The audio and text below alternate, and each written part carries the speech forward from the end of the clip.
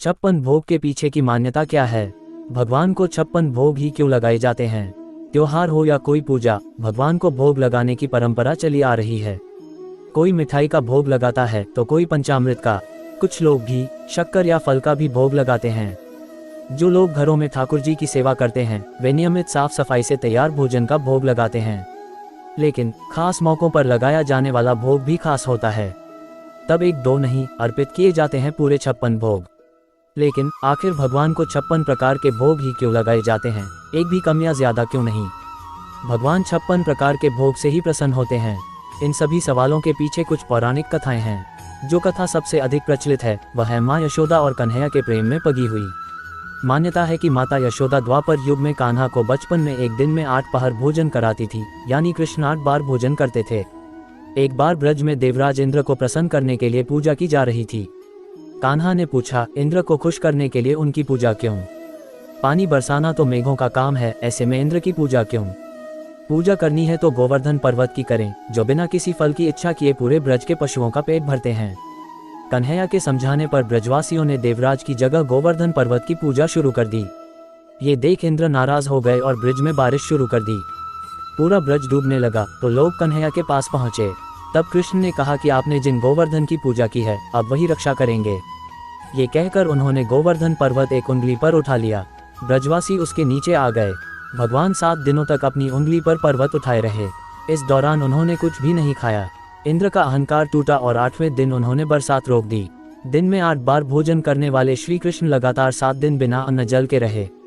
बारिश रुकने के बाद माता यशोदा और ब्रजवासियों ने 7 दिन और 8 पहर के हिसाब से 56 व्यंजन श्री कृष्ण के लिए बनाए।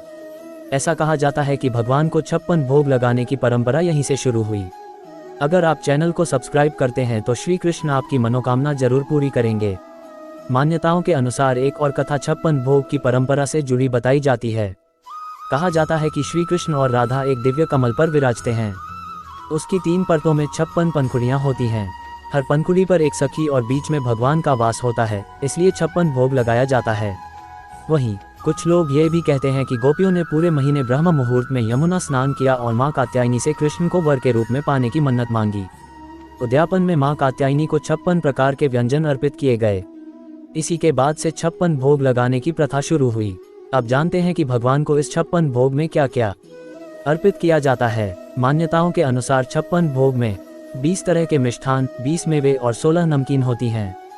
ये सब कृष्ण को प्रिय बताए जाते हैं। भगवान को लगने वाले 56 भोग में भक्त, भात, दाल, चटनी, कढ़ी, दही शाक की कढ़ी, शिखरन, शरबत, बाटी, मुरब्बा, शर्करा युक्त बड़ा, मठरी, फेनी, पूरी, खजला, घेवर, मालपुआ, चोला, जलेबी, मेसू, रसगुल्ला, पगी हुई, महारायता, थूली, लौनपुरी, खुरमा, दलिया, सौंफ युक्त, बिलसारू, लड्डू, साग, अधानौ, अचार, मोट, खीर, दही, मक्खन, मलाई, पापड़, सीरा, लस्सी, मोहन, सुपारी, इलायची, फल, तांबूल, मोहन भोग, लवण, कषाय, मधुर, तिक्त, कटु, अमल शामिल हैं। हालांकि कहा जाता है कि प्रभु भाव के भूखे होते हैं। उन्हें क्षमता के अनुसार कुछ भी अर्पित किया जाए तो वह खुशी से स्वीकार कर लेते हैं।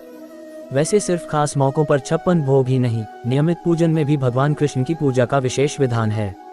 मंदिरों में भगवान कृष्ण की सेवा दिन में 8 बार की जाती है।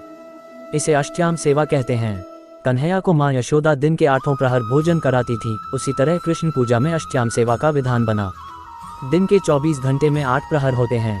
इन्हीं 8 प्रहर में भगवान की सेवा की जाती है।